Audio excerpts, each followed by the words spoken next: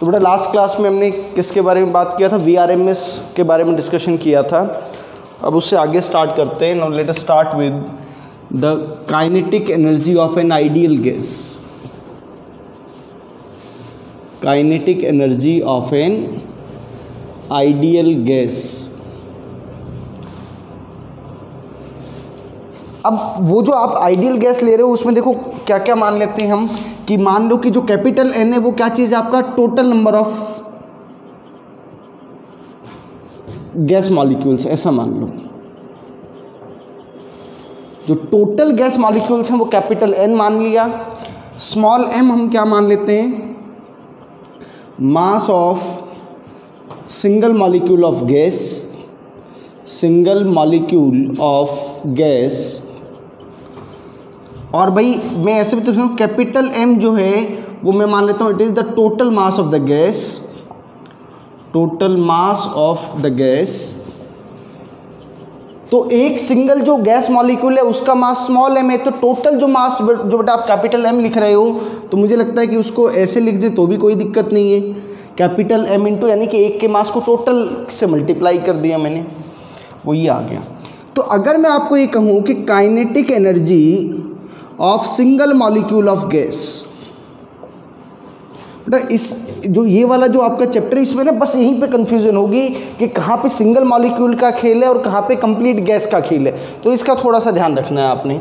Kinetic energy of single molecule of gas, तो भाई वो तो मान लेते हैं ऑफ द ith पार्टिकल। मान लो कि nth पार्टिकल मैं कोई किसी ith पार्टिकल की बात कर लेता हूँ, ith मॉलिक्यूल की बात कर लेता हूँ बेटा, half of m into V I का स्क्वायर। अगर मुझे टोटल काइनेटिक एनर्जी चाहिए, total kinetic energy of the gas, तो भाई total kinetic energy of gas तो आपको क्या करना पड़ेगा, इन सबको जोड़ना पड़ेगा, है ना। इन सबको क्या करना पड़ेगा बेटा, इन सबको जोड़ना पड़ेगा, ठीक है।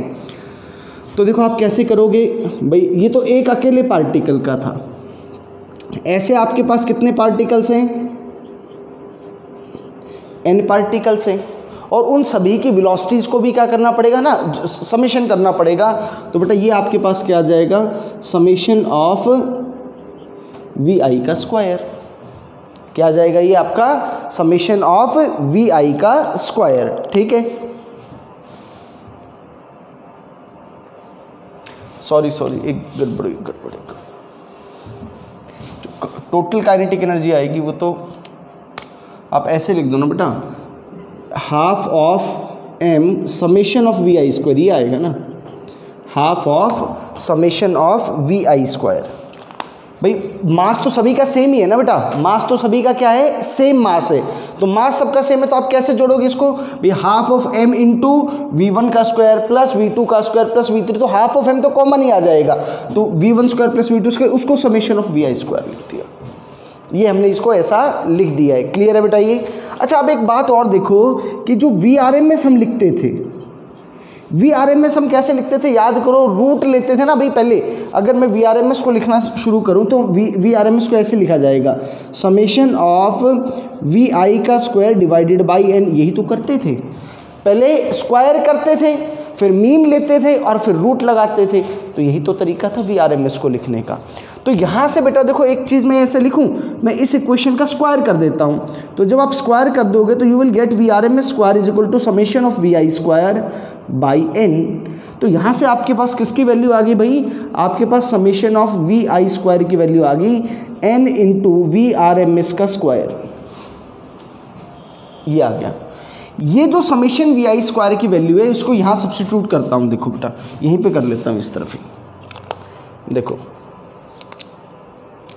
तो के ई टोटल जो आपका टोटल काइनेटिक एनर्जी है वो किसके इक्वल होगा बेटा, half of small m summation V I square क्या हो जाएगा आपका, कैपिटल M इंटू बेटा VRMS का स्क्वायर।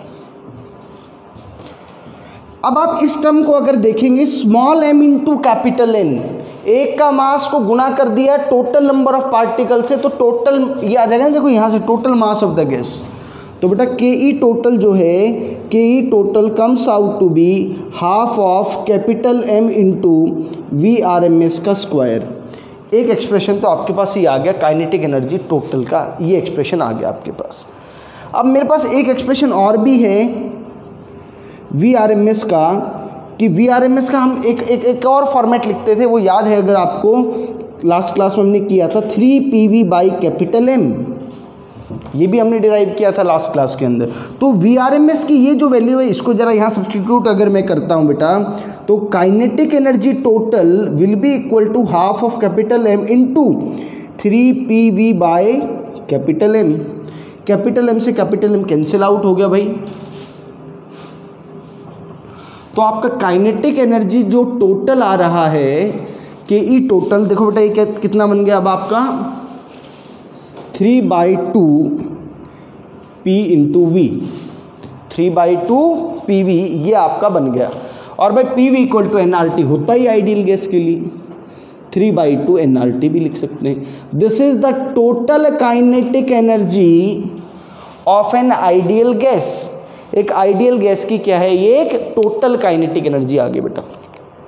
Done, okay. अब इस पे एक क्वेश्चन कर लेते हैं।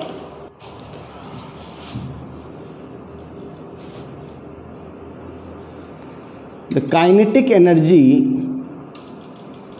Of 10 gram hydrogen at 27 degree Celsius, 27 degree Celsius के ऊपर जो इसकी काइनेटिक एनर्जी, या बेटा आप इसको क्या बोल सकते हो, एवरेज ट्रांसलेशनल काइनेटिक एनर्जी ऐसा भी बोल सकते हो, वो जो एनर्जी है वो कितनी होगी ये आपको बताना है। ये आपको बताना है कि क्या होगी। देखो भाई, अगर मैं बात करूं कि भाई काइनेटिक एनर्जी का जो फॉर्मूला है आपके पास बेटा, वो क्या है 3/2 nRT। तो बेटा n क्या है आपके पास, टोटल नंबर ऑफ मोल्स।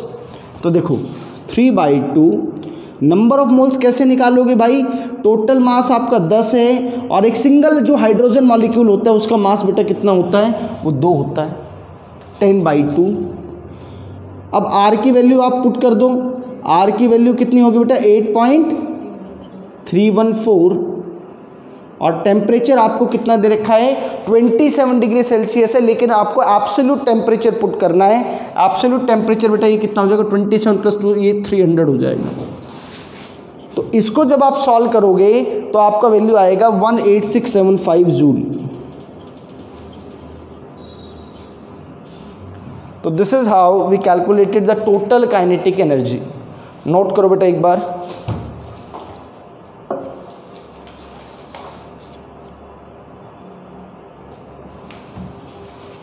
और क्वेश्चन करते हैं, देखो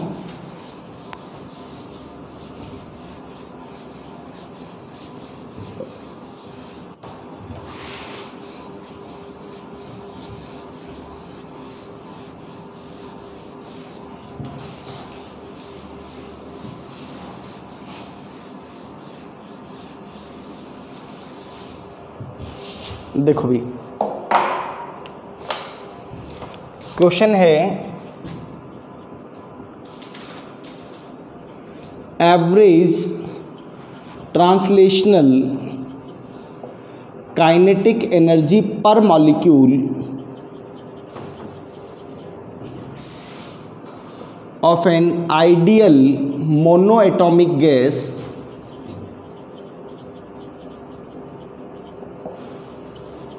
eight 0 degree Celsius, at 0 degree Celsius वो कितना होगा ये आपको बताना है। ठीक है, तो ये लास्ट क्लास में बेटा हमने पढ़ा था कि काइनेटिक एनर्जी पर मॉलिक्यूल वो किसके इक्वल था 3/2 kBT। देखो छोटी छोटी चीज़ें हैं जो कंफ्यूज करेंगी एग्जाम में, लेकिन आपको बिल्कुल क्रिस्टल क्लियर कंसेप्ट होना चाहिए कि ये 3/2 kBT जो आया था this is the kinetic energy per molecule, वो ये आया था। आपको याद होगा लास्ट में मैंने E/N करके उसको लास्ट लेक्चर में मैंने लिखा था, that will be equal to 3/2 kBT। तो वो यही है बेटा, ये फॉर्मूला हम आपको यहाँ पे यूज़ करना होगा। तो कर देते हैं, देखो 3/2 और बेटा इसकी वैल्यू आपकी कितनी हो जाएगी 1.38 × 10⁻³ और भाई टेम्परेचर आपको केल्विन में पुट करना है, तो 0 डिग्री सेल्सियस का मतलब क्या हो गया 273 डिग्री केल्विन, ये हो गया आपका। इसको जब आप सॉल्व करोगे तो वैल्यू बेटा आपकी आएगी 5.6 इंटू 10 टू द पावर -21। ठीक है। Next is distribution of molecular speed. ये काफ़ी पार्ट आपने शायद केमिस्ट्री के अंदर पढ़ लिया होगा। डिस्ट्रीब्यूशन ऑफ मॉलिक्यूलर स्पीड,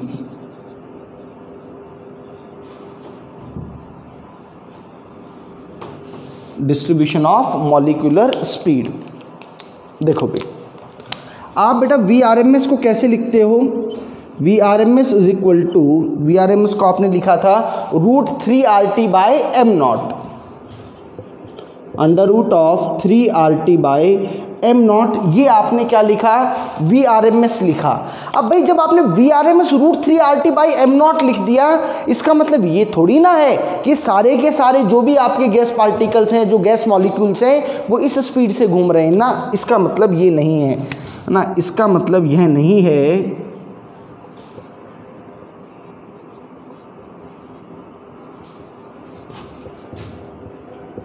यह नहीं है कि सारे गैस पार्टिकल्स और गैस मॉलिक्यूल्स VRMS स्पीड से मूव कर रहे हैं। इसका ये मतलब नहीं है कि सारे के सारे इसी से, भाई कुछ पार्टिकल इससे कम स्पीड से मूव कर रहे होंगे, कुछ पार्टिकल इससे ज़्यादा से भी मूव कर सकते हैं। कुछ पार्टिकल्स और कुछ मॉलिक्यूल्स VRMS से कम स्पीड से मूव भी कर सकते हैं और कम स्पीड से मूव कर रहे होंगे,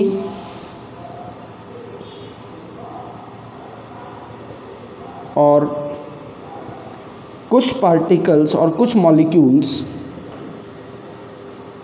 VRMS से ज़्यादा स्पीड से भी मूव कर रहे होंगे।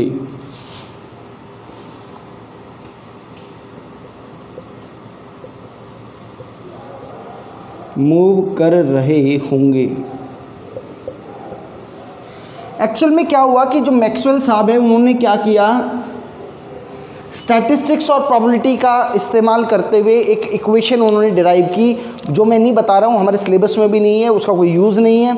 एक इक्वेशन डिराइव की, मैथमेटिकल इक्वेशन डिराइव की, और उस इक्वेशन के बेसिस पे उन्होंने क्या किया, अलग अलग तरह का डिस्ट्रीब्यूशन किया। आपने पढ़ा होगा most probable speed, average speed और RMS तो हम पढ़ ही रहे हैं। तो इसका इन्होंने क्या किया, इसका इन्होंने ये एक ग्राफ उन्होंने प्लॉट किया, एक इक्वेशन बनाई, जिसके बेसिस पे उन्होंने कहा, क्या क्या बताया कि भैया अलग अलग पार्टिकल्स जो हैं वो क्या कर रहे होंगे, अलग अलग स्पीड के साथ मूव कर रहे होंगे।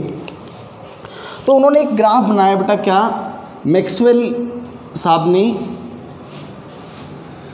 इधर तो बेटा स्पीड को रिप्रेजेंट कर दिया, और इधर हमने रिप्रेजेंट किया dN/dV को। और ये जो ग्राफ आया आपका बेटा, ये मैक्सवेल का ग्राफ, ये आपने पढ़ा होगा, ये इस तरह का ग्राफ आया।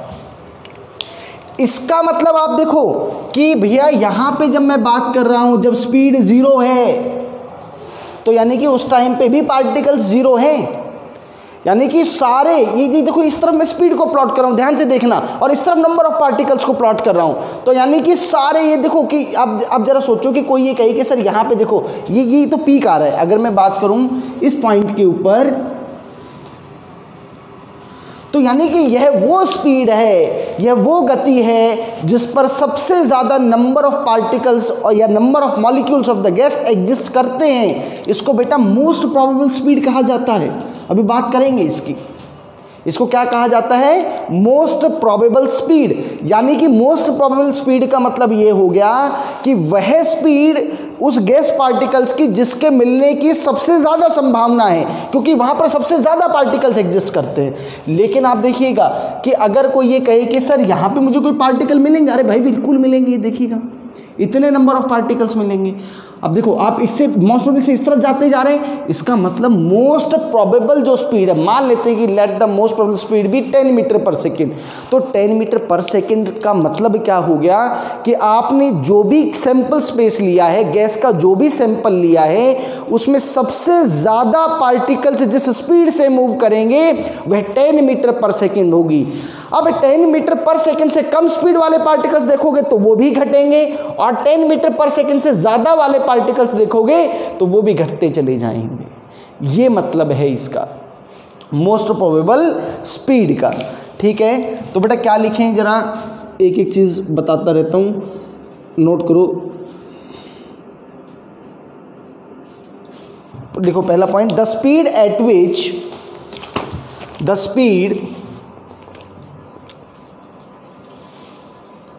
VMP at which dN by dV is maximum is called most probable speed.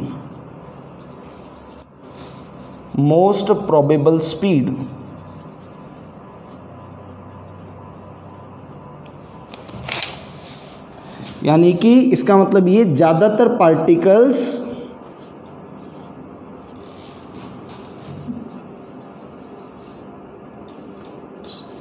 इस स्पीड से मूव कर रहे होंगे,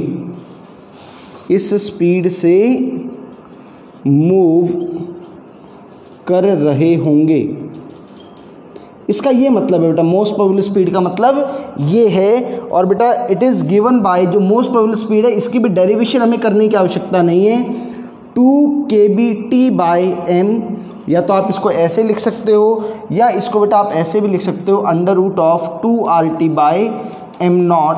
ये हमारे सिलेबस में नहीं है, स्मॉल m बेटा। इसकी जो डेरिवेशन है, इसकी डेरिवेशन हमारे सिलेबस में नहीं है, इसके डेरिवेशन को करने की ज़रूरत नहीं है किसी भी तरह से। नोट करो बेटा एक बार।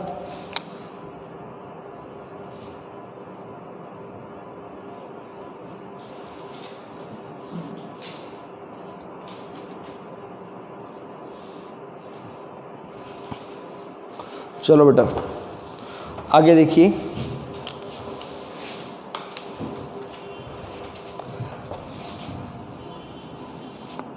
चलो आपको बेटा अगर ऐसा पता लगाना हो, अभी एक ग्राफ बनाते हैं दोबारा से, फिर देखते हैं इसको कि ये वाला ग्राफ आया, मान लिया ये ग्राफ यहाँ दोबारा से बना लेता हूँ। देखो इस तरफ आपका क्या है बेटा, dN/dV है, इस तरफ आपका V है, ये इस तरह का।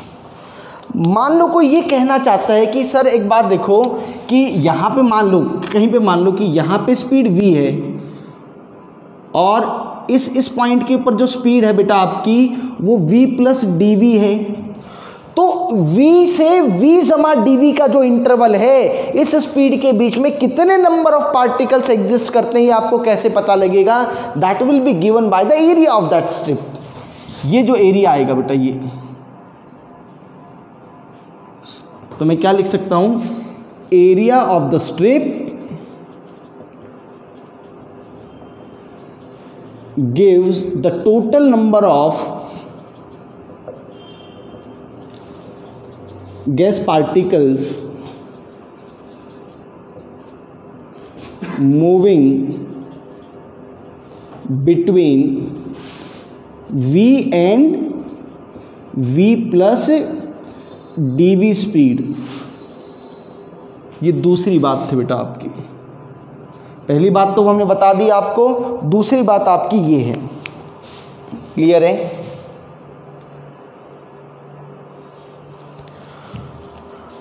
अगला पॉइंट देखो,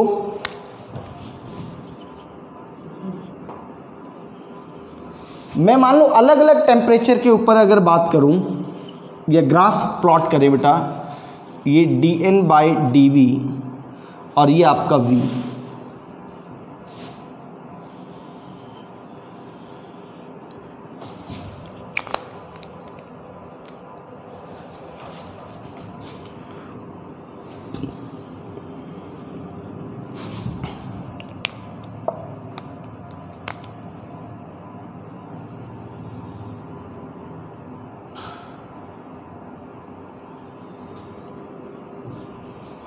ये जो मैंने ब्लू पेन से बेटा जो बनाया है ये सबसे, ये क्या है, कोल्ड गैस के लिए, कोल्ड गैस बोल दो, या फिर आप क्या कह सकते हो कि ये टेम्परेचर सबसे कम है इसके लिए, ठीक है। ये वाला जो ब्लैक पेन से बनाया है ये आपके लिए रूम टेम्परेचर के ऊपर ग्राफ प्लॉट किया गया है बेटा।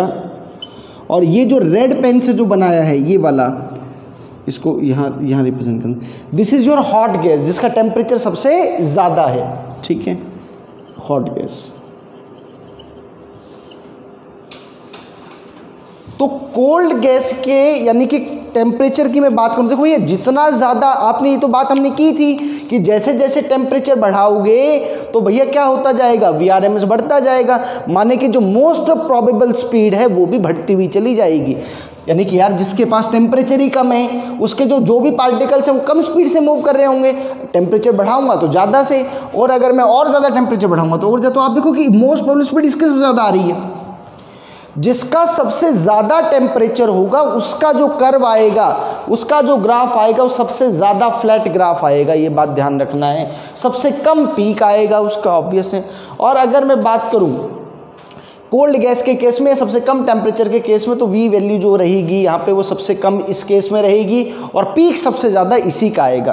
तो इसको ज़रा मैं लिख लेता हूँ, at higher temperature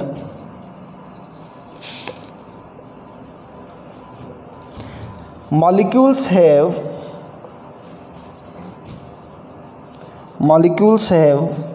more energy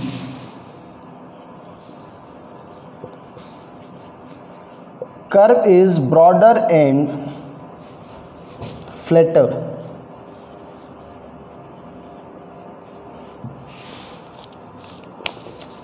Next is at lower temperature molecules have lesser energies, curve is narrower and sharper.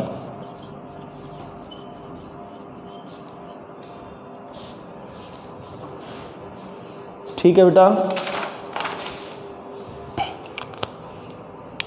तो एक बात तो ये होगी, चलो ये बेटा ये जो 3 ग्राफ प्लॉट किए सेम गैस के लिए ही प्लॉट किए, लेकिन अलग अलग टेम्परेचर के ऊपर ये 3 ग्राफ प्लॉट किए गए हैं जो मैंने अभी आपको दिखाई।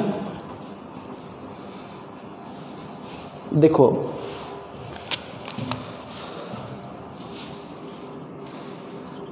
एरिया अंडर कर्व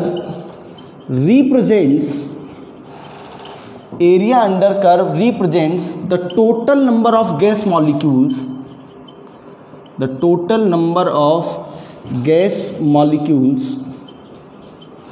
ये बात तो अभी मैंने आपको बता दी कि जो एरिया अंडर जो स्ट्रिप था वो तो ये कर रहा था। ऐसे सारी स्ट्रिप्स का अगर मैं एरिया को जोड़ दूंगा बेटा तो उस केस में total area of the curve आ जाएगा। तो total area of the curve आपको क्या रिप्रेजेंट करेगा, टोटल गैस मॉलिक्यूल्स कितने हैं उसमें। तो भाई ये तो गैस तो सेम थी, अलग अलग टेम्परेचर पे बनाया था। तो बहुत इंपॉर्टेंट बात मैं आपको बता रहा हूँ कि area of all these 3 graphs, मैंने 3 बनाए, 2 भी हो सकते हैं, 4 भी हो सकते हैं, 50 भी हो सकते हैं। Area of all these 3 graphs is equal. क्यों इक्वल है? क्योंकि भैया total number of gas molecules तो सभी के लिए सेम ही है, सेम ही तो गैस है। Because total number of gas molecules is constant. वह तो कांस्टेंट है भाई। एक और काम की बात कि जैसे जैसे टेम्परेचर बढ़ेगा मोस्ट प्रोबेबल स्पीड की वैल्यू बढ़ेगी। जैसे जैसे टेम्परेचर बढ़ेगा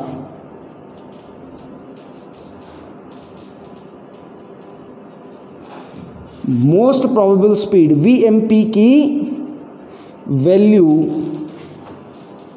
बढ़ेगी। ये आपको ध्यान रखना है। ये छोटा सा, ये जो हमने डिस्ट्रीब्यूशन मैक्सवेल का जो डिस्ट्रीब्यूशन था उसके बेसिस पे ये कुछ 4-5 पॉइंट्स हमने किए हैं, ये आपको याद रखनी चाहिए, इसमें कभी भी क्वेश्चन आ सकता है। चलो देखो एक क्वेश्चन कर लेते हैं, इधर ही लिख लेता हूँ क्वेश्चन।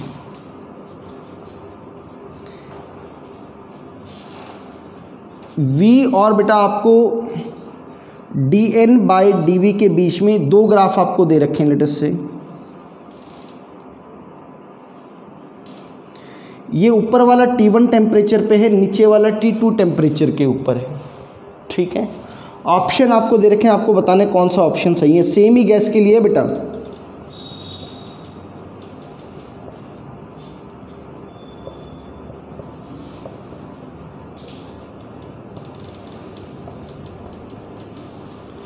ये आपको बताना है कि इसमें से कौन सा ऑप्शन आपका सही है। तो भैया सीधी सी बात है, जिसका सबसे नैरो और सबसे फ्लैटर कर्व है उसका टेम्परेचर ज़्यादा होगा। तो माने कि T2 का जो ये T2 है that is greater than T1, ये ऑप्शन आ जाएगा। सिंपल सवाल। एक और ग्राफ देख करके फिर कंपैरिजन भी करवा सकते थे, आइडिया सेम ही रहेगा।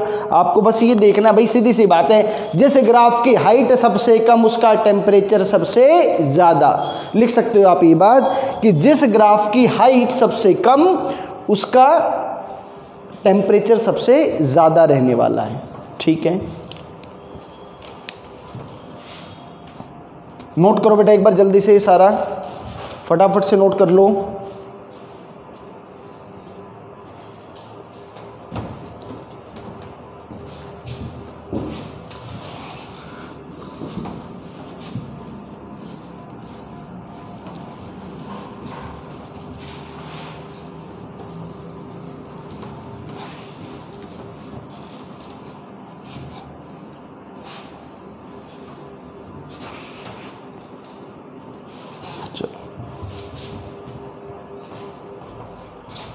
Next is different types of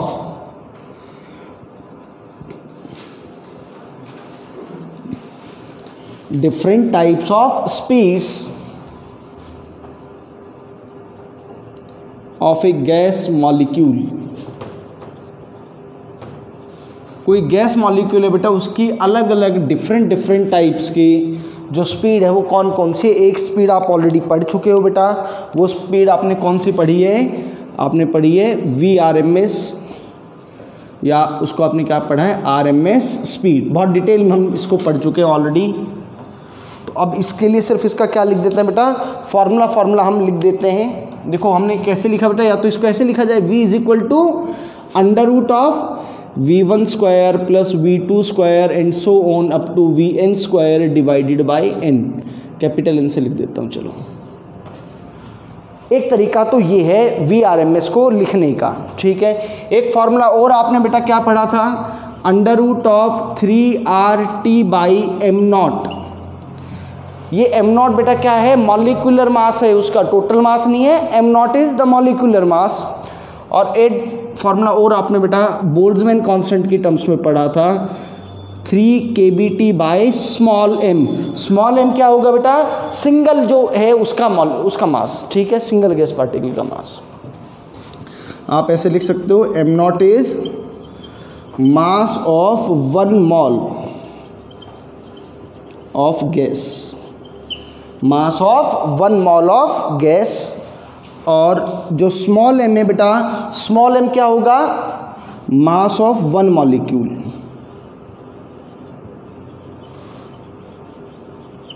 ये हम डिटेल में डिस्कशन कर चुके हैं VRMS को, और कुछ करने की ज़रूरत नहीं है। जो दूसरी जो चीज़ है बेटा that is your average speed. Average speed V average.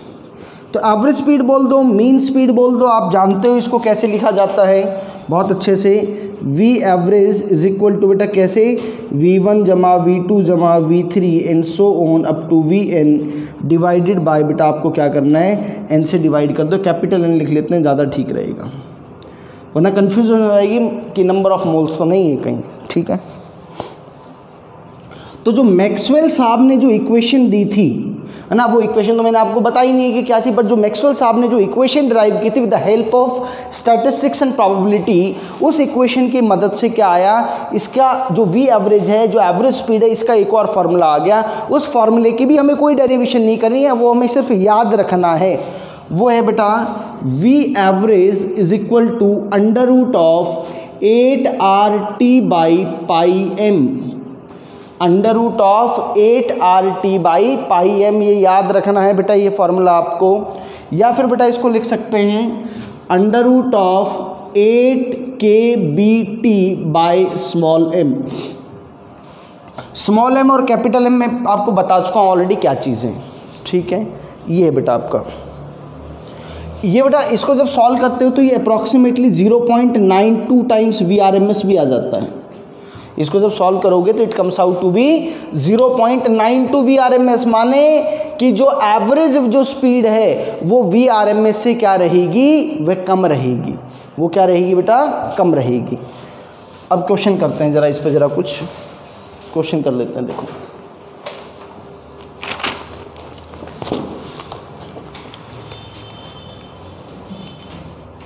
Question है at what temperature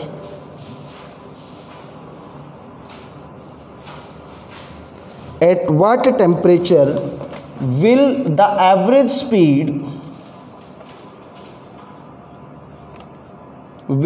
average speed of oxygen molecule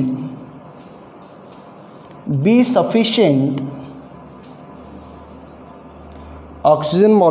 sufficient so as to escape from the earth?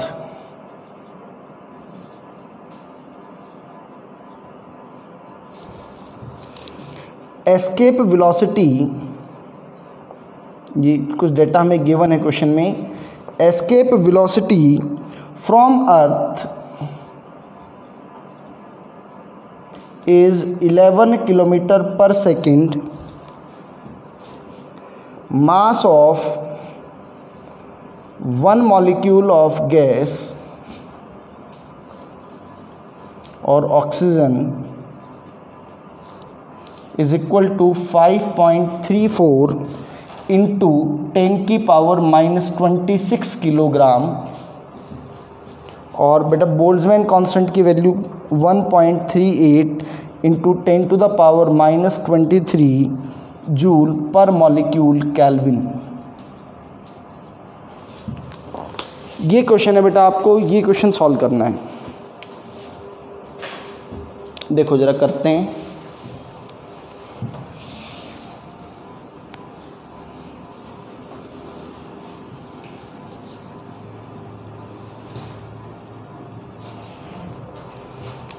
देखो भाई हमारे पास एवरेज का फॉर्मूला ये रहा।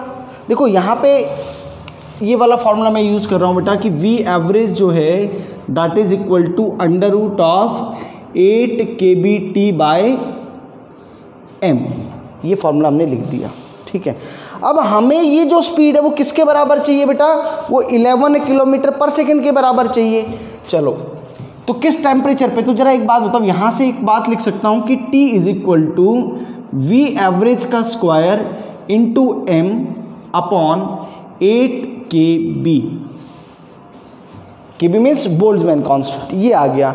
बस अब आपको यहाँ पे क्या करना है, वैल्यूज पुट करनी है। मैं कहीं पाई लिखना भूल गया बेटा, कहीं ये यहाँ पे पाई यहाँ पे भी आएगा। इस फॉर्मूले में चेंज करना बेटा, यहाँ पे पाई में यहाँ पे लिखना भूल गया था पाई, तो बेटा ये क्या हो जाएगा आपका, पाई यहाँ पे भी आ जाएगा। तो पाई की वैल्यू 3.14 मैंने पुट कर दी है।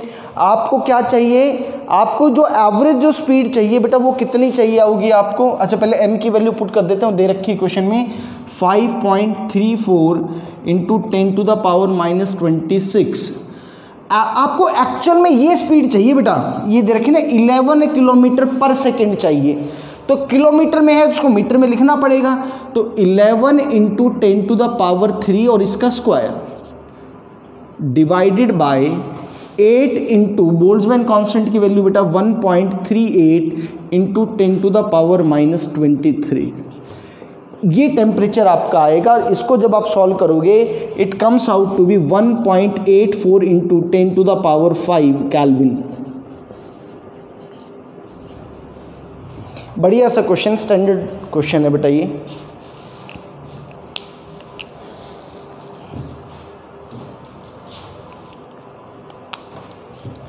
अगली जो थर्ड जो स्पीड है बेटा वो आपकी क्या है, मोस्ट प्रोबेबल स्पीड है ना। VRMS बता दिया, एवरेज बता दिया, अब बात करते हैं किसकी, मोस्ट प्रोबेबल स्पीड।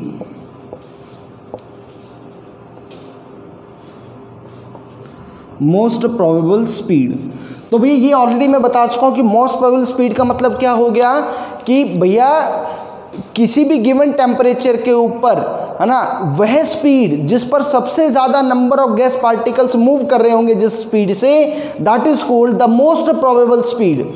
और इसका जो फॉर्मूला है, इसका फॉर्मूला मैंने कहा कि आपको डिराइव करने की आवश्यकता नहीं है। VMP इज इक्वल टू बेटा क्या होगा, √2RT/m, √2RT/m। और इसको जब आप सॉल्व करोगे it comes out to be 0.816 VRMS। इसका मतलब तो आप देखो कि जो ये जो आपकी जो मोस्ट प्रोबेबल स्पीड आई है बेटा, मोस्ट प्रोबेबल स्पीड तो आपकी क्या होगी, VRMS से भी कम है और ये आपकी एवरेज से भी कम है। माने कि अगर कोई कहे कि प्लॉट करो, ये पक्का आपने, मुझे याद है केमिस्ट्री में सभी लोग इस तरह का एक ग्राफ जरूर बनाते हैं बेटा, ये कि इसमें आपको प्लॉट करना होता है कि VMP कहाँ पे, कई बार एग्जाम में आ जाता है। देखो VMP तो कोई दिक्कत ही नहीं है, VMP तो यही मिलना है आपने, VMP तो यही मिलेगा। V एवरेज और VMP की बात करें तो V एवरेज VMP से ज़्यादा है ना, V एवरेज VMP से क्या है, ज़्यादा। तो ये यहाँ कहीं बेटा आपका क्या आ जाएगा, V एवरेज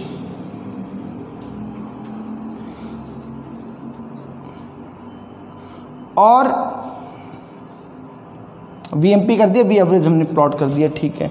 और VRMS जो है, VRMS तो क्या रहेगा, VRMS की वैल्यू तो सबसे ज़्यादा रहेगी, तो VRMS यहाँ कहीं आ जाएगा, ये VRMS आएगा। ग्राफ में ऐसे प्लॉट करेंगे तो इसको ऐसे भी लिख सकता हूँ मैं, देखो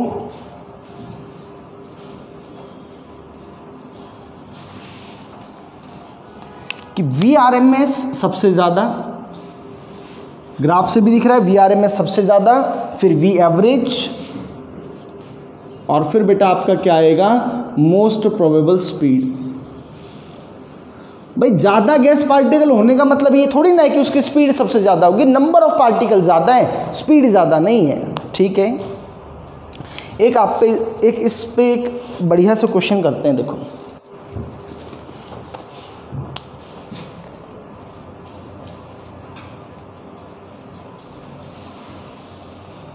बहुत बढ़िया सा क्वेश्चन, थोड़ा सा आप कह सकते हो कि एडवांस लेवल का क्वेश्चन है।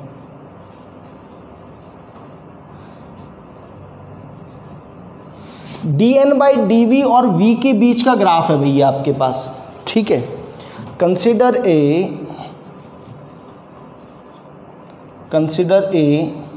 हाइपोथेटिकल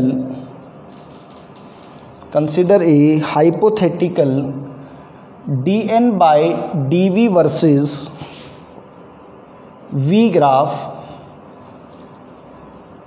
फॉर n, हाइपोथेटिकल है बेटा, ये बता दिया है, for an ideal gas particles, for an ideal gas particles the RMS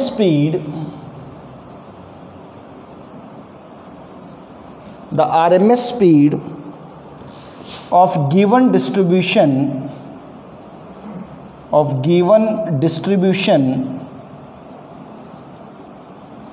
is, ये आपको बताना बेटा ये क्या होगा। करो बेटा एक बार ट्राई करो, एक बार स्क्रीन पोज करके एक बार ट्राई करो।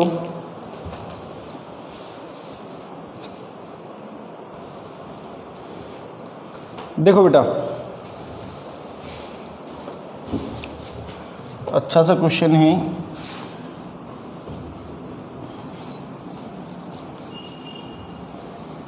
पहले मुझे एक फार्मूला याद आना होगा। अब पिछली क्लासेस में हमने किया था VRMS का एक फार्मूला बेटा, VRMS is equal to general formula हमने किया था integral V² dn over integral dn। ये बेसिक फार्मूला भी है किसी का भाई एवरेज करने के लिए। यहाँ पे हम नंबर n में एवरेज आउट कर रहे हैं, अगर कोई टाइम में एवरेज आउट करना हो तो dt/t हो जाएगा, इंटीग्रल यहाँ पे dt आ जाएगा, यहाँ पे भी dt है। x के रिस्पेक्ट में अगर एवरेज आउट करना हो तो यहाँ पे dx और यहाँ पे भी dx आ जाएगा। यहाँ n के टर्म्स में बात करनी है कुल मिला करके।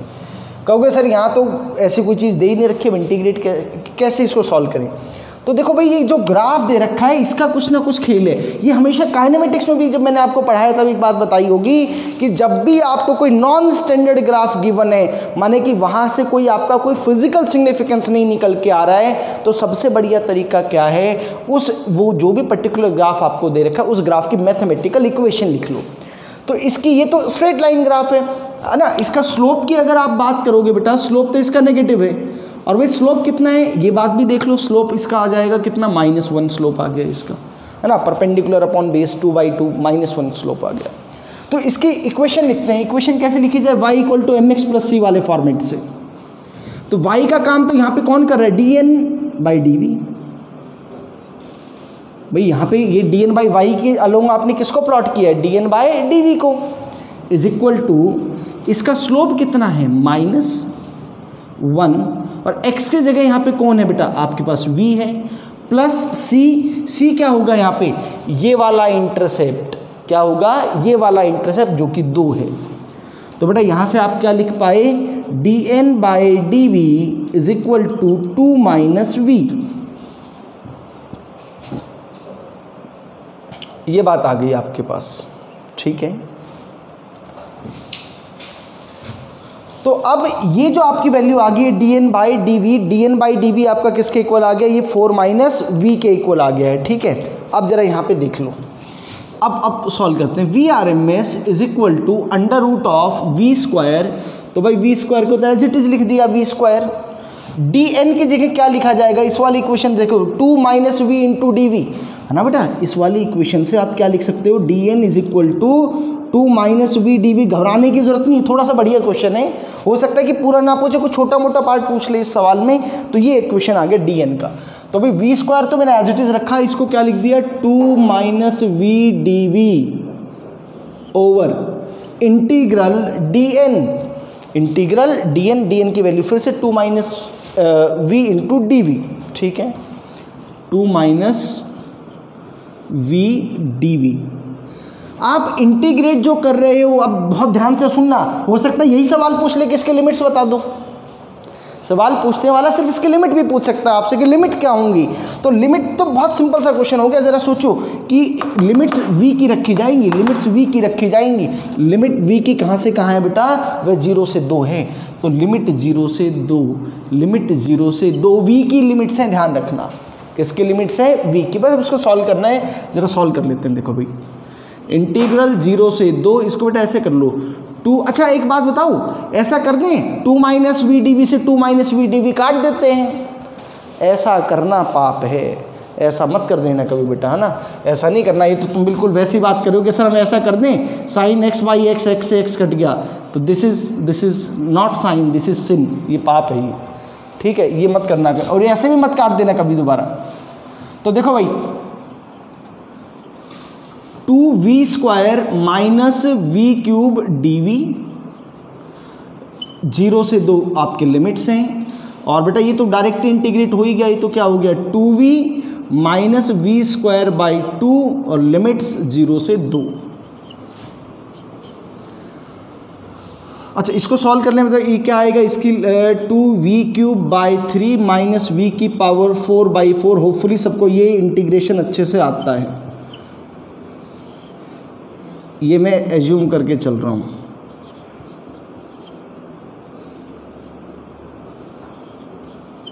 वही 0 वाला तो ख़त्म ही हो जाएगा।